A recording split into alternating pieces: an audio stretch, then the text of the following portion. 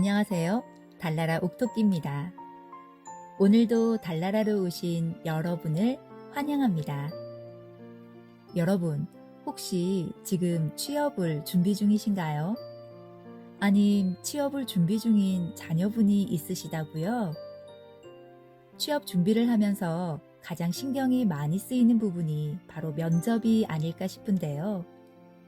어떻게 하면 면접관 앞에서 떨지 않고 조리 있게 면접관의 마음에 쏙 들게 이야기를 전달할 수 있을까요? 어떻게 하면 다른 지원자와 차별화돼 돋보일지, 그동안 쌓아온 다양한 경험들은 어떻게 스피치로 녹여낼지, 오늘은 구민사에서 펴낸 면접 합격 하이패스 스피치의 김보은 저자로부터 면접 스피치의 핵심 전략 들어보려고 합니다.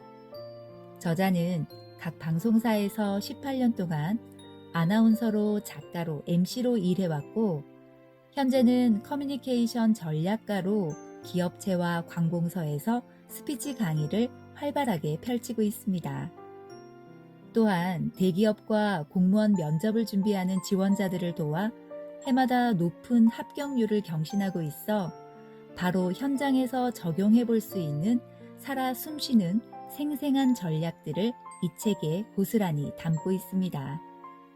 그럼 옥토끼와 함께 오늘의 책 속으로 출발해 볼까요?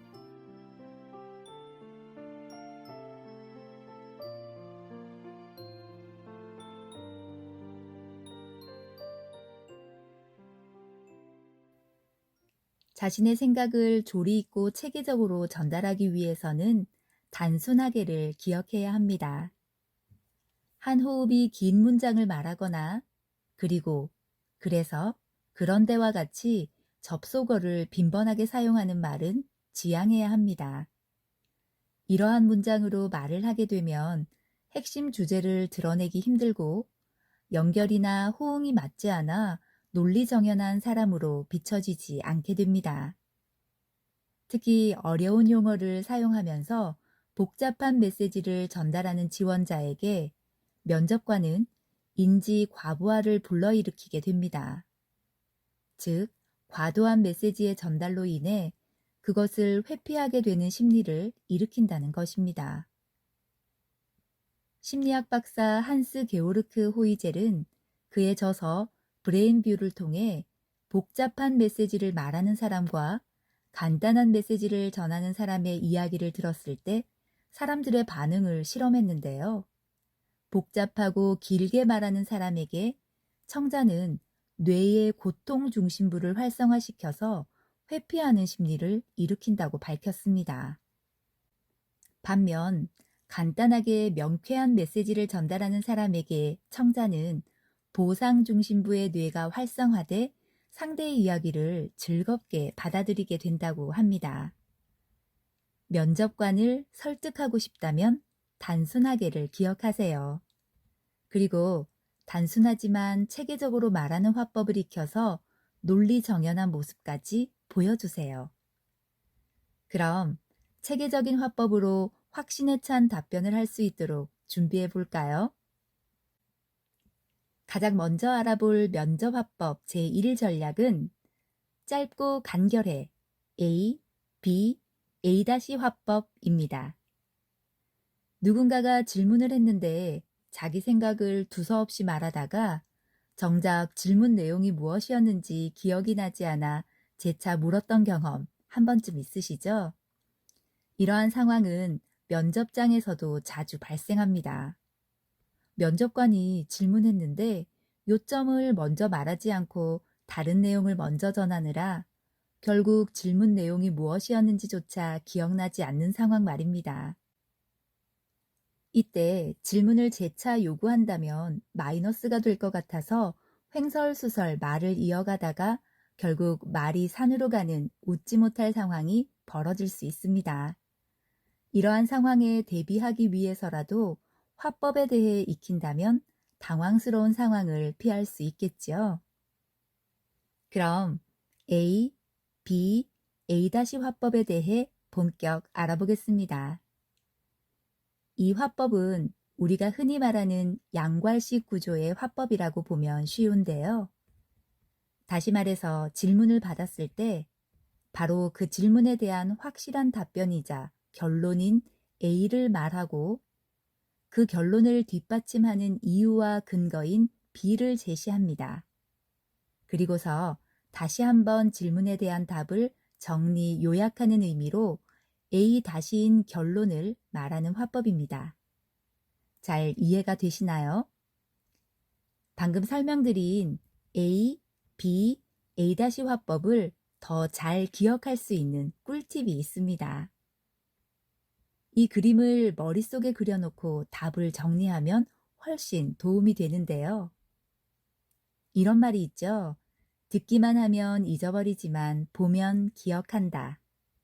이 말처럼 꼭 기억해야 하는 것이 있을 때는 그것이 머릿속에 그려지도록 도식화해서 연상하도록 해보세요.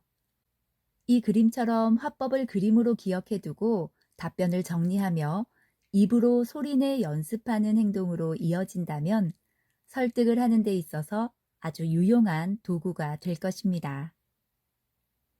A, B, A- 화법은 면접관으로 하여금 구직자의 답변을 머리로 그려볼 수 있게 하는 적절한 도구가 되어 훨씬 설득력을 높일 수 있습니다. 그렇다면 A, B, A- 화법을 어떻게 활용하는지 실제 예를 보도록 하겠습니다. 예를 들어 취미가 무엇이냐라는 질문에 M 구직자가 다음과 같이 답합니다. 저는 예전부터 몸이 좋지 못해서 여러 가지 운동을 했습니다. 그러다가 저에게 맞는 운동을 찾기 시작했습니다. 산을 올라타며 희열을 느끼면서 그때부터 등산하기도 하고 사이클 동호회에 가입해서 신나게 자전거도 탔습니다. 그리고 헬스와 수영도 열심히 즐기며 하고 있습니다. 등산의 묘미는 산에 올랐을 때 짜릿하다는 것입니다. 또 맛있는 음식을 만들어 먹을 때도 이렇게 짜릿함을 느끼곤 하는데요. 여기까지입니다. 여러분이 듣기에 방금 전 답변이 취미가 무엇이냐라는 질문의 답으로 적절해 보이시나요? 그래서 취미가 여러 가지 운동이라는 것인가요? 아니면 음식을 만들어 먹는 것이 취미라는 건가요?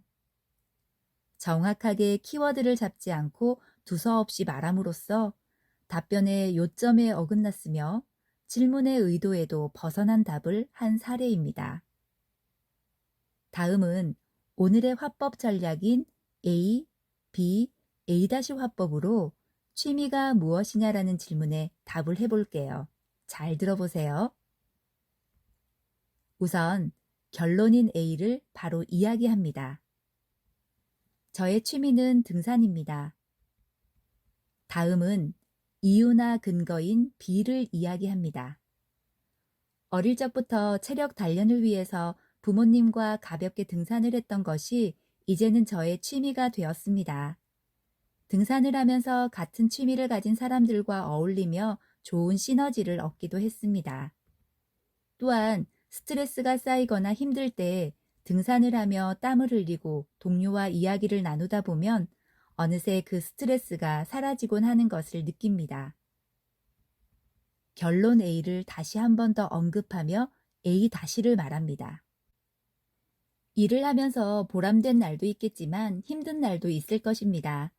앞으로는 저의 취미인 등산을 통해 힘든 날의 스트레스를 해소해 나가며 건강한 신체와 정신으로 일을 능동적으로 해결해 나가는 모습을 보여드리고 싶습니다. 이렇게 A, B, A- 화법으로 정리한 답변을 들어보니 어떠신가요?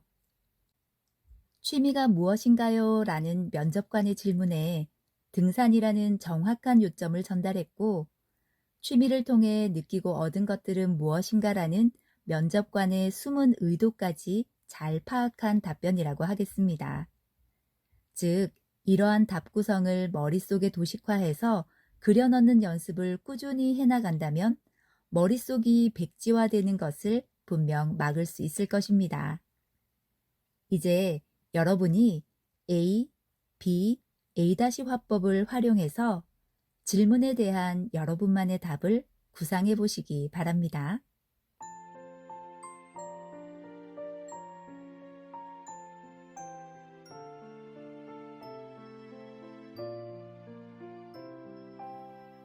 처음에 실용서 형태의 책을 어떻게 잘 읽어낼 수 있을까 걱정이 많았는데요. 이 책의 저자님이 다정다감한 말투로 내용을 써주셔서 지도와 연습이라기보다 책을 읽는 동안 가볍게 함께 손을 잡고 앞으로 한 걸음씩 나아가는 듯한 느낌을 받아서 저는 참 좋았습니다. 오늘 함께 이야기해본 A, B, A-화법, 여러분은 어떠셨어요? 확실하게 이해가 되셨나요? 저는 A, B, A-화법이 마치 음악의 악보처럼 느껴졌는데요.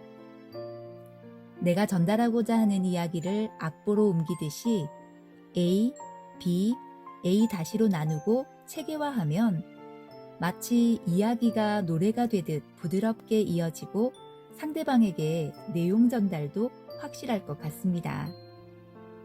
숨 막히게 긴장되는 면접장에서 나의 이야기가 면접관에게 잘 짜여진 한 곡의 노래처럼 전달된다면 그 면접은 가히 성공적이라 할 수 있지 않을까요? 아직 여러분에게 알려드릴 핵심 화법 전략들이 많아서 다음 컨텐츠에서도 김보은 저자의 면접 화법 하이패스 스피치로 만나 뵙겠습니다. 옥토끼의 다음 이야기가 궁금하신 분들은 달나라 옥토끼 구독과 알림 설정 꼭 부탁드리고요. 옥토끼는 여기서 이만 인사드리겠습니다. 오늘도 늦은 밤 옥토끼와 함께 해주신 여러분 감사합니다.